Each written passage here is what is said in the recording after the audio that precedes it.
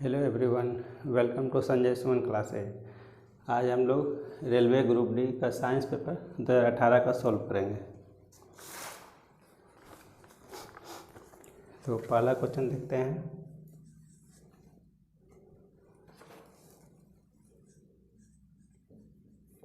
तत्वों के गुण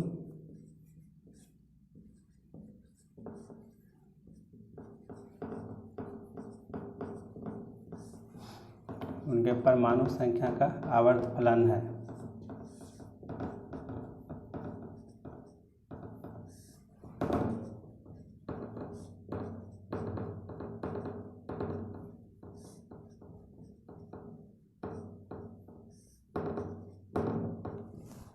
यह जो है नियम किसके द्वारा प्रतिपादित किया गया था? तत्वों का गुण जो है उनके परमाणु संख्या का आवर्त फलन, मतलब उसका जो है उस पर निर्भर करता है, परमाणु संख्या पर। ये तो इसमें जो है पहला विकल्प दिया है न्यूलैंड्स ऑक्टेट रूल, डोबर्नस्ट्राड, और तीसरा Mendeleev's periodic table, Mendeleev's law, और चौथा मॉडर्न पीरियोडिक टेबल। तो जो है परमाणु संख्या पर आधारित जो है दिया गया था मॉडर्न पीरियोडिक टेबल।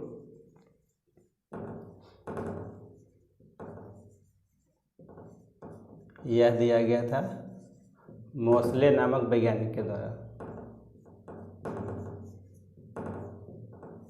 और मेंडलीव के द्वारा दिया गया था तत्वों के गुण उनके परमाणु द्रव्यमान पर। मेंडलीव जो है अपना पीरियोडिक टेबल बनाया था परमाणु द्रव्यमान के आधार पर, और मोसले के द्वारा दिया गया था परमाणु संख्या के आधार पर। ये दोनों अंतर है दोनों में, इसको याद रखेंगे।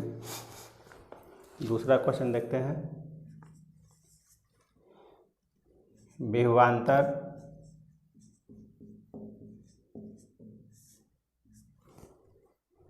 जिसको हम लोग भी से डिनोट करते हैं, पोटेंशियल डिफरेंस कहते हैं, और विद्युत धारा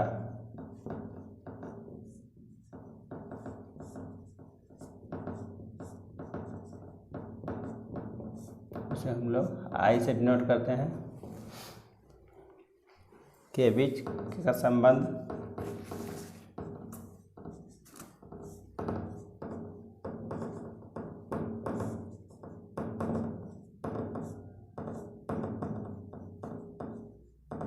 ये कह रहा है किसने इसका खोज किया था? विभवांतर और विद्युत धारा के बीच में संबंध। तो जो है ये दिया गया था ओम्स नियम के द्वारा, ओम के द्वारा गया था, भी समानुपाती आई। तो भी बराबर हो जाएगा, समानुपाती हटाएंगे तो ये हो जाएगा आर, इसके जगह पर कांस्टेंट की जगह पर आर हो गया, जहाँ आर बराबर हो जाएगा रेजिस्टेंस। तो ये हो गया ओम के द्वारा गया था, ओम्स रूल।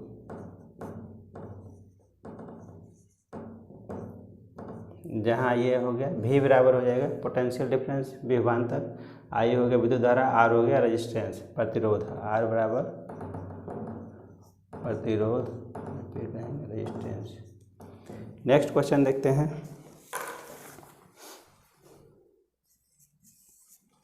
एक तत्व के नाभिक में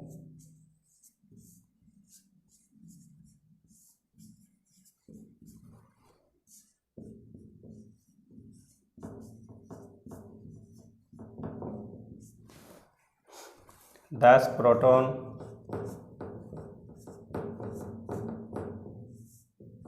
और 17 न्यूट्रॉन है।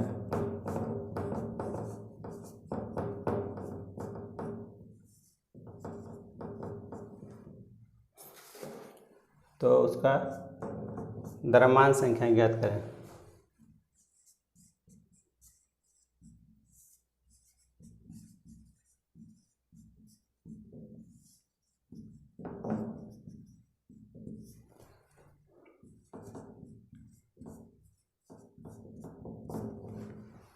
तो जैसा कि हम लोग जानते हैं द्रव्यमान संख्या जो होता है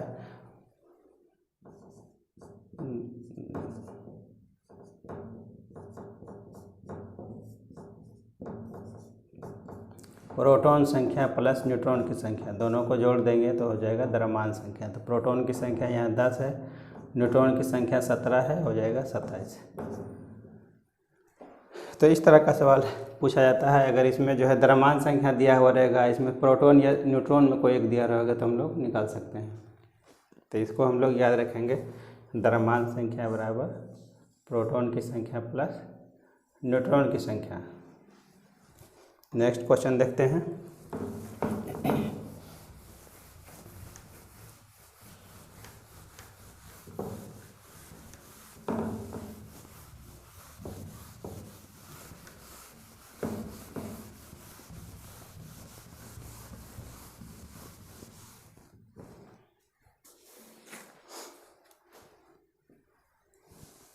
चौथा क्वेश्चन है,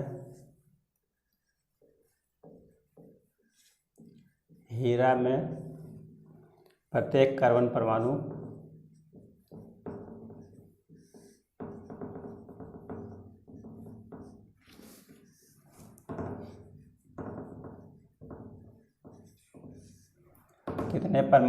कितने कार्बन अन्य कार्बन परमाणु से जुड़ा होता है?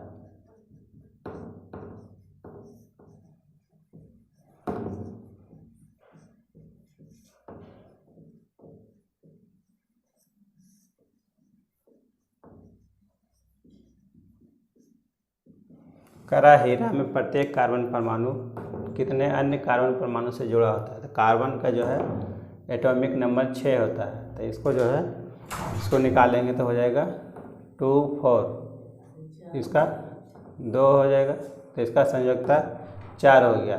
तो ये जो है 4 बॉन्डिंग बनाएगा, 4 बॉन्ड बनाएगा। तो यहाँ भी कार्बन आएगा, यहाँ भी कार्बन आएगा, यहाँ भी कार्बन आएगा, यहाँ भी कार्बन आएगा। तो ये जो हो गया चतुष्फलकीय स्ट्रक्चर, ये हो जाएगा टेट्राहेड्रल,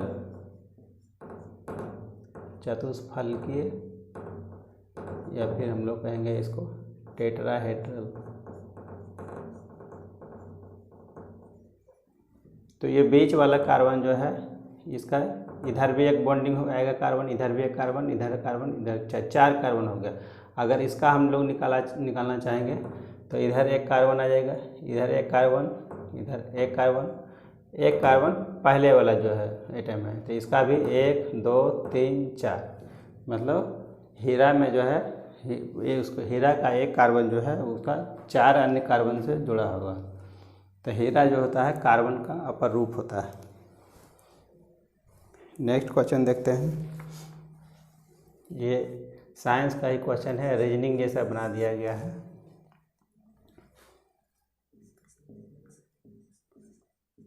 चुंबकीय क्षेत्र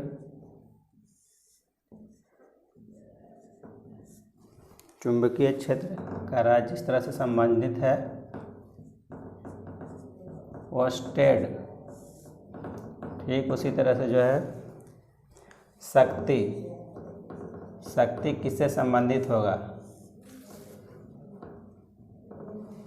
तो चुंबकीय क्षेत्र का एसआई मात्रक होता है ओर्स्टेड, उसी तरह से शक्ति का एसआई मात्रक हम लोग वाट लिख देंगे। बस उसका जो है एसआई यूनिट सिर्फ मालूम होना चाहिए। उसके बाद कहीं भी पूछे, रीजनिंग में पूछे, साइंस में पूछे, उसका हम लोग बना सकते हैं आसानी से। नेक्स्ट क्वेश्चन देखते हैं। जब प्रकाश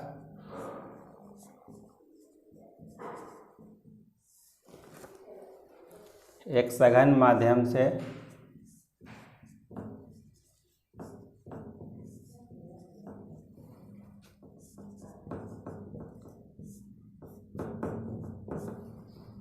विरल माध्यम में प्रवेश करती है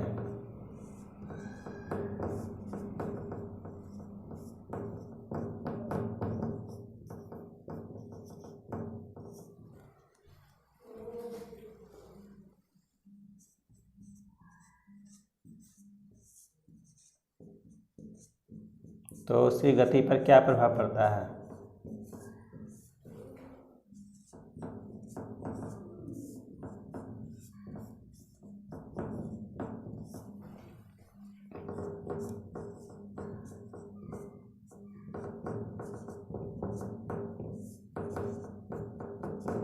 तो उसी में रहेगा, घट जाएगा, बढ़ जाएगा, या तो फिर परिवर्तित नहीं होगा। इसी तरह से इसका 4 ऑप्शन रहेगा।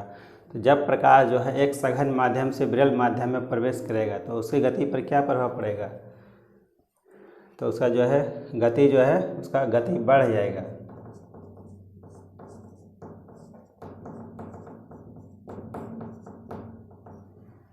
अगर हम लोग एक गिलास एक ले लें, इसका शीशा एक गिलास, इसमें जो है लाइट को इसे जो है पास कराएं तो क्या होगा, एक रेजिस्टेंस का काम कर रहा है, इसका जो है रुकावट आ रहा है, तो इसका जो है अथी उसका स्पीड घट जाएगा इसमें। और वही अगर हम लोग विरल माध्यम में उससे जो है ग्लास से कोई हल्का एयर में हम लोग हवा में उसको पास कराएं तो हवा में क्या है, उसे ये ग्लास के तुलना में इसमें रेजिस्टेंस कम होगा, उसका जो है रुकावट इसमें कम होगा, जिसमें जो है जिसके चलते जो है प्रकाश जो है आसानी से इसमें स्पीड ज़्यादा हो जाएगा। इसमें किसमें, एयर में, किसकी तुलना में, इसे ग्लास या फिर वाटर रख रहे हैं कुछ उसकी तुलना में। तो सघन माध्यम से विरल माध्यम में अगर प्रकाश को प्रवाहित करेंगे तो जो है इसको क्या है, गति जो है बढ़ जाएगा।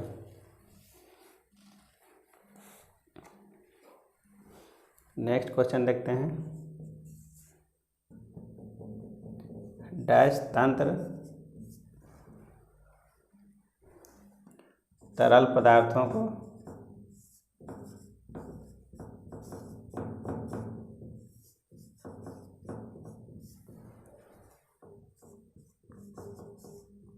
एक स्थान से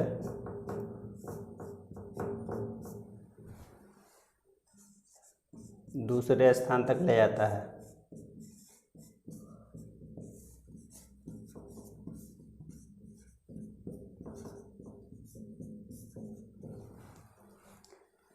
तो मनुष्य में जो है कौन सा तंत्र जो है तरल पदार्थों को एक स्थान से दूसरे स्थान तक ले जाता है। तो तरल पदार्थ जो है किसके थ्रू, ब्लड के थ्रू ही जाएगा। तो ब्लड जो है किस तरह का तंत्र है, वेस्कुलर सिस्टम, इसके हो जाएगा संवहनीय ऊतक, संवहनीय तंत्र यहाँ कहेंगे वो। वेस्कुलर टिश्यू कहते हैं ब्लड को, वेस्कुलर टिश्यू इंग्लिश में। तो इसको वेस्कुलर यहाँ पर तंत्र पूछ रहा है, वेस्कुलर सिस्टम हो जाएगा, संवहनीय तंत्र हो जाएगा। तो ये ब्लड से रिलेटेड एक सवाल आया था। अब देखते हैं नेक्स्ट क्वेश्चन।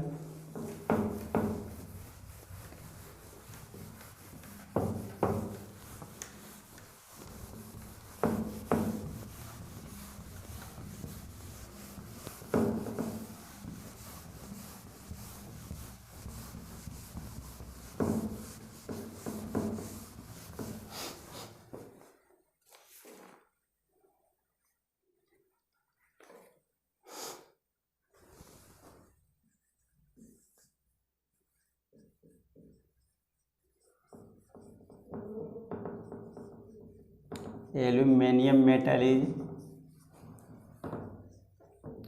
Extracted bye.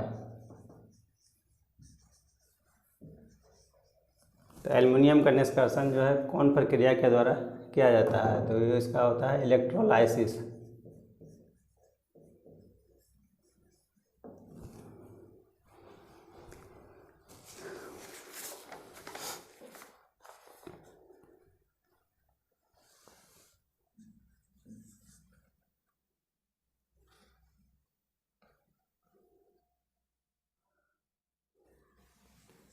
इनमें से कौन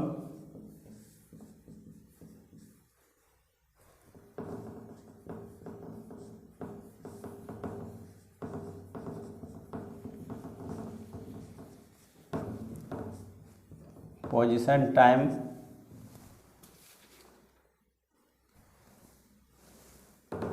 रिलेशन को बताता है।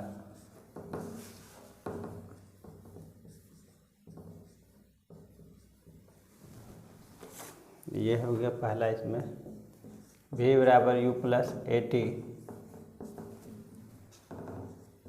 दूसरा s बराबर UT plus half AT square, तीसरा हो गया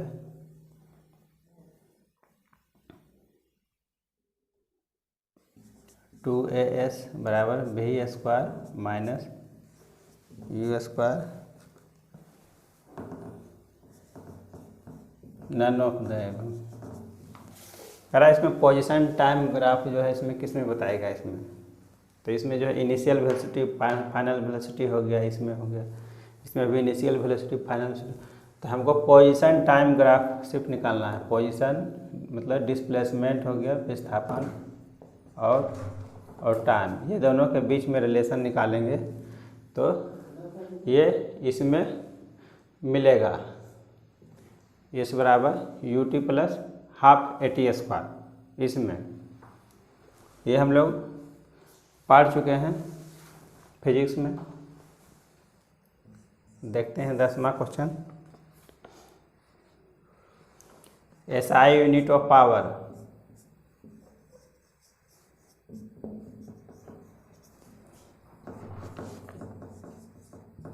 एसआई यूनिट जो है पावर, शक्ति का मात्रक क्या होता है? शक्ति का मात्रक वाट।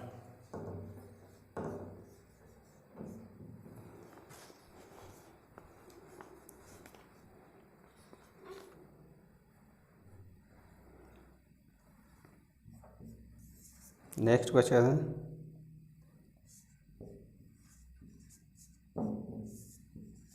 निम्न में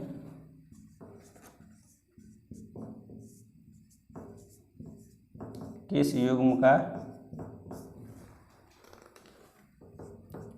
एक ही एसआई यूनिट है?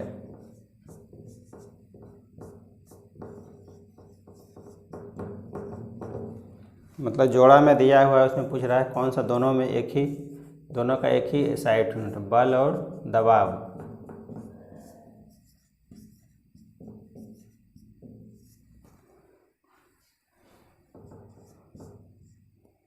गति और वेग।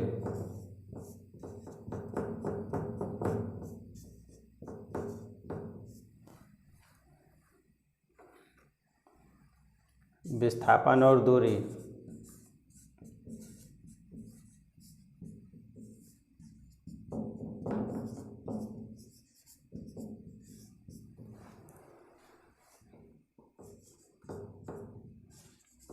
कार्य और ऊर्जा।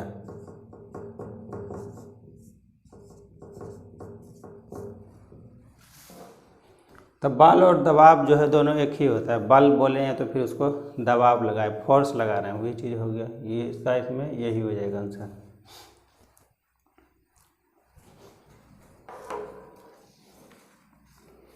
नेक्स्ट क्वेश्चन देखते हैं।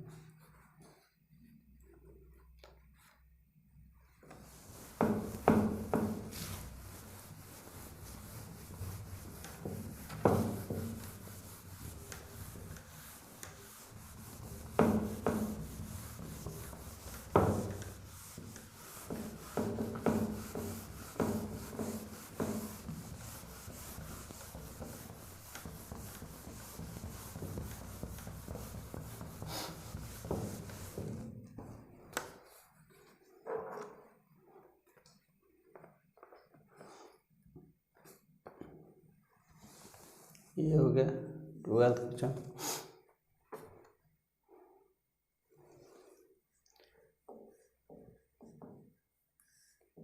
निम्न में कौन सा उत्तर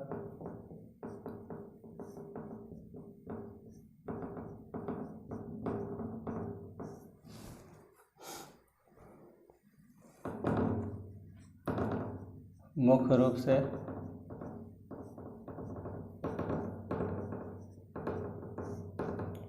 मृत कोशिका का बना होता है?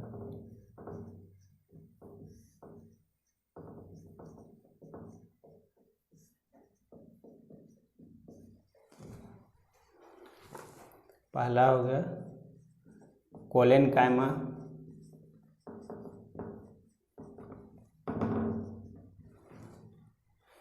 Parenchyma,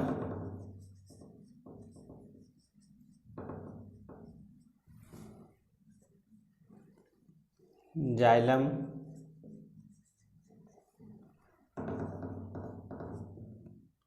aerenchyma.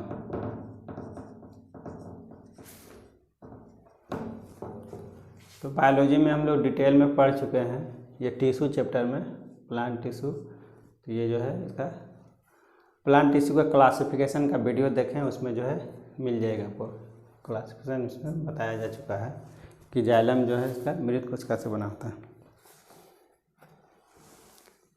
नेक्स्ट क्वेश्चन देखते हैं। The atomic mass of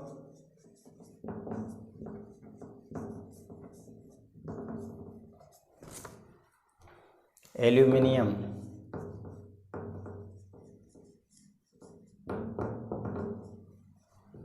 is 27। तो पूछ रहा है इसमें द नंबर ऑफ मोल्स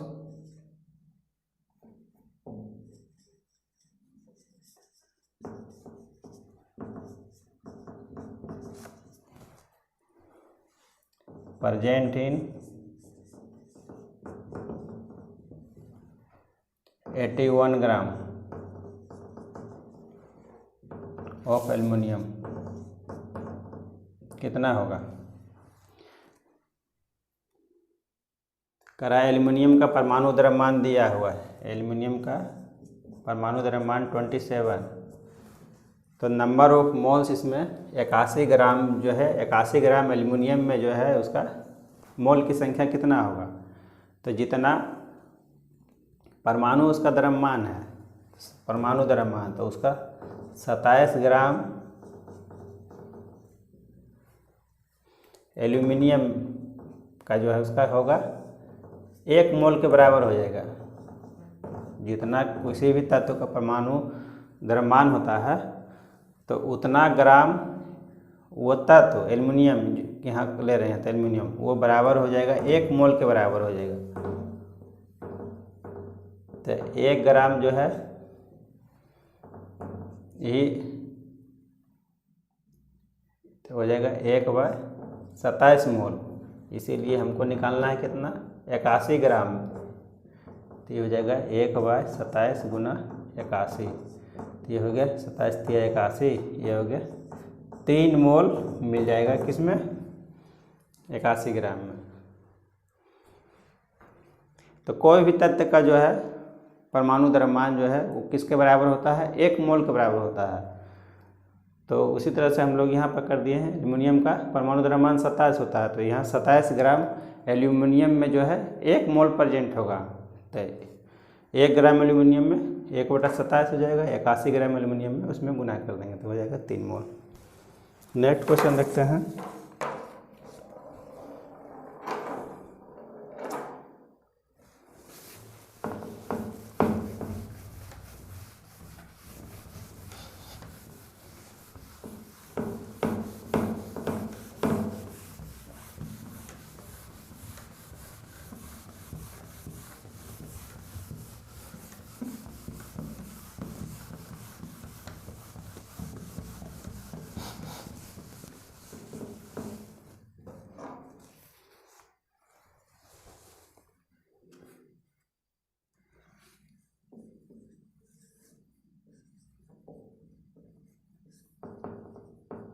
चाल का एसआई यूनिट पूछ रहा है,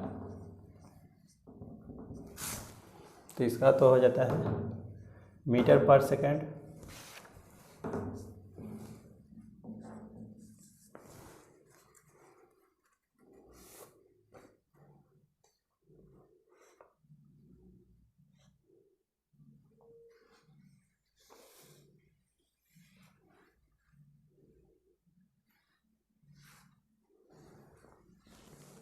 वह वस्तुएं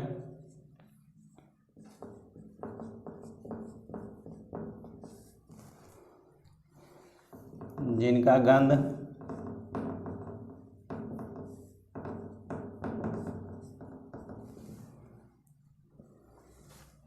एसिडिक और बेसिक माध्यम में बदलता हो।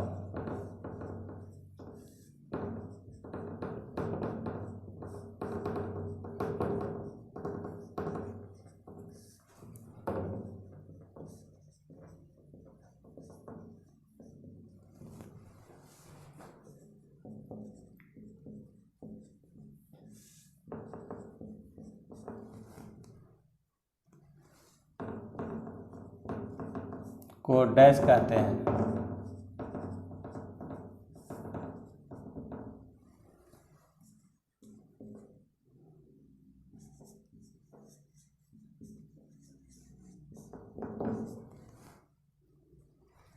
सिंथेटिक संकेतक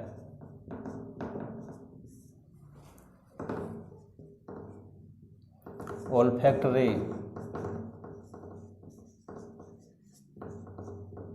संकेतक मतलब इसको सेंसर भी बोलते हैं, सेंसर, सी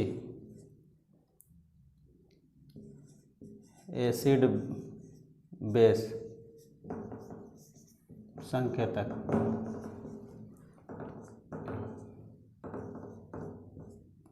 और नेचुरल सेंसर।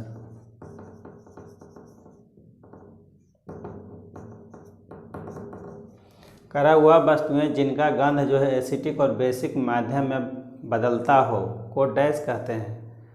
तो हमारा गंध लेने का क्षमता जो है नाक में किसके उपस्थिति के कारण होता है, वहाँ पर जो है नाक में ओल्फैक्टरी, नाक में जो है ओल्फैक्टरी सेंसर पाया जाता है, जिसके चलते जो है हमको गंध का अनुभव होता है। तो यहाँ पर सभी लोग जो है इसमें टिक लगा के चला आएगा एसिड बेस संकेतक, जबकि ऐसा संकेतक जो है हमारे शरीर में नहीं पाया जाता है। इसका आंसर हो जाएगा ओल्फैक्टरी सेंसर। ये इसका आंसर, हमारे शरीर जो है नाक में जो है ओल्फैक्टरी सेंसर पाया जाता है, वही जो है गंध का अनुभूति होता है, जिसके चलते हमको किसी तरह का गंध का अनुभूति होता है। तो इसमें इस तरह का ये ना, इसका ये ऑप्शन होगा सिंथेटिक, ना ये होगा नेचुरल, इसका olfactory sensor.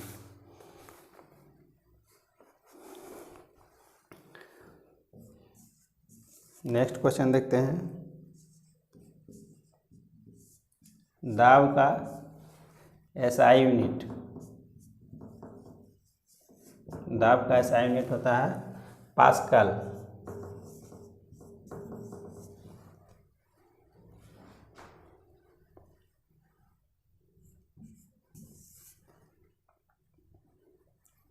Next question numerical से आया है।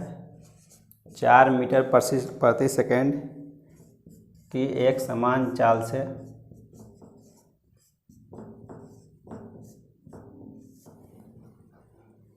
एक समान वेग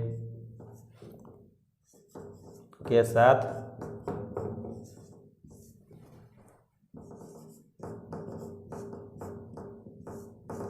चलने वाली एक वस्तु में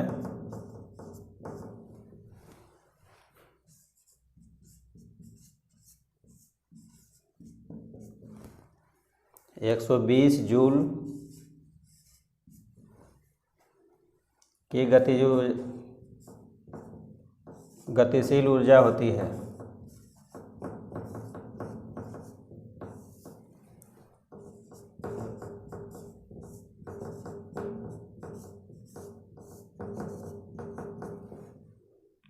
वस्तु का द्रव्यमान ज्ञात करें।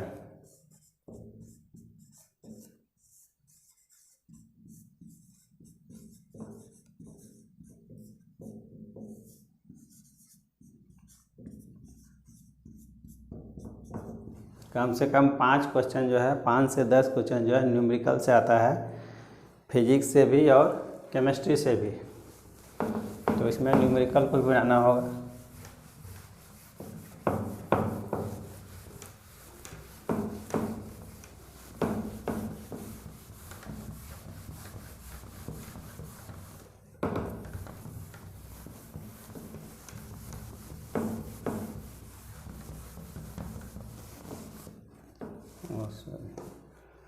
ये हो गया 4 मीटर पर सेकेंड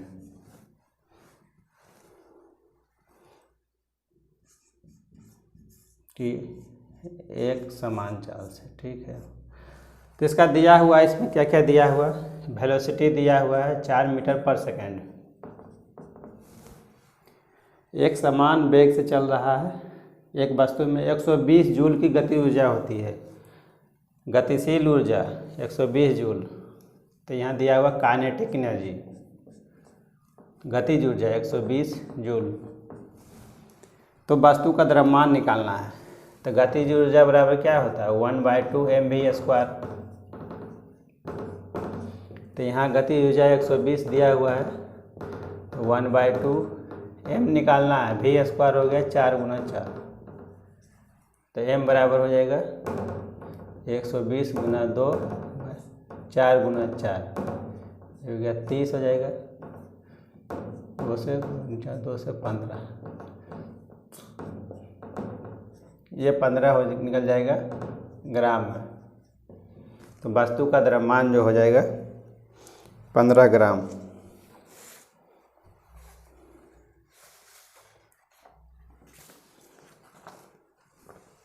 नेक्स्ट क्वेश्चन देखते हैं।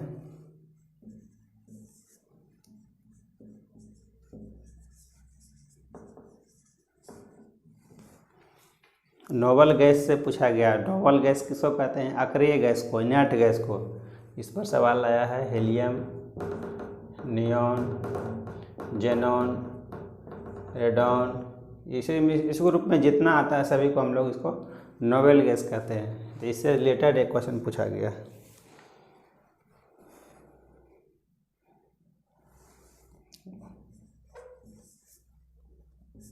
ट्रांसपायरेशन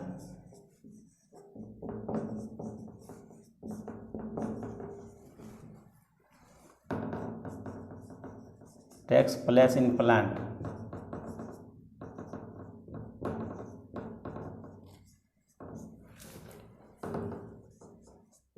by which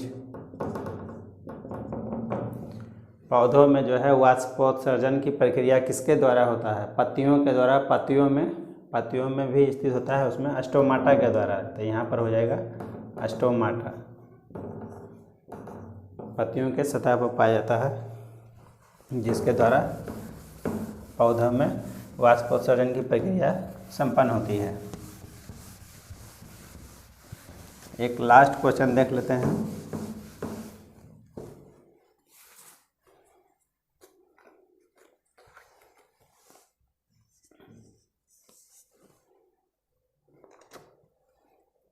निम्न में कौन सी घटना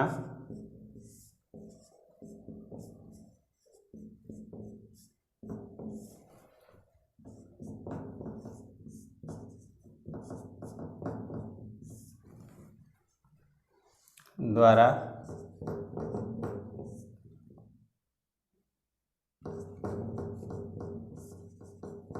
पौधा केवल एक जनक द्वारा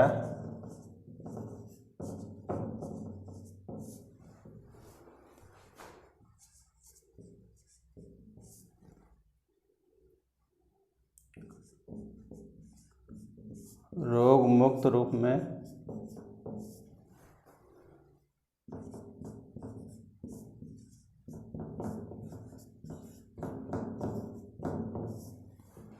उगाया जा सकता है।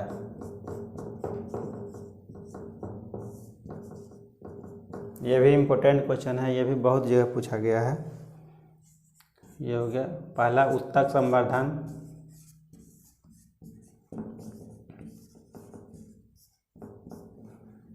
दूसरा बीजाणु का निर्माण,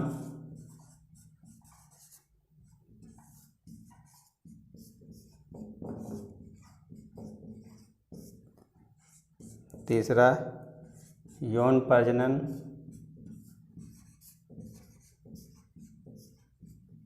और चौथा पुनर्जनन।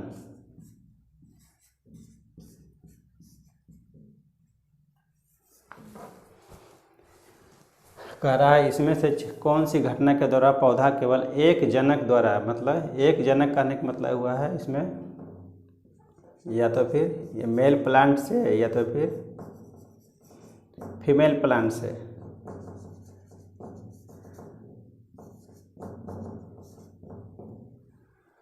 केवल एक जनक द्वारा रोग मुक्त रूप में उगाया सकता है, मतलब कि इसमें किसी तरह का बिना बीमारी की लाए हुए।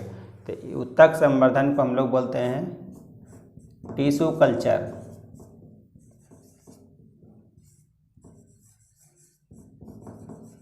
या फिर इसी को हम लोग कहते हैं माइक्रो प्रोपेगेशन।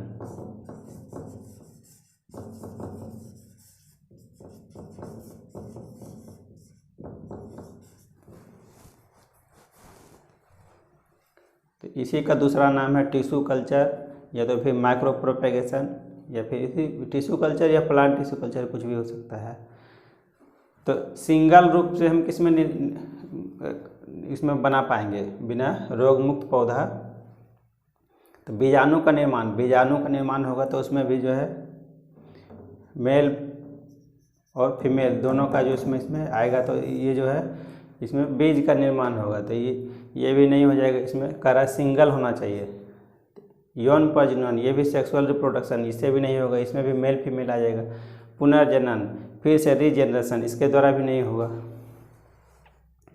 तो इसका आंसर हो जाएगा उत्तक संवर्धन। मतलब अभी प्रेजेंट समय में जितना भी रोग मुक्त पौधा मार्केट में बनाया जा रहा है वो सभी टिश्यू कल्चर की मेथड से, इसी का दूसरा नाम है। इसको भी याद रखेंगे, ये भी चीज़ पूछा जाता है। माइक्रो प्रोपेगेशन, ये नहीं दिया हुआ रहेगा तो इसके जगह पर ये दिया हुआ रहेगा। तो आज हम लोग देखें साइंस के क्वेश्चन।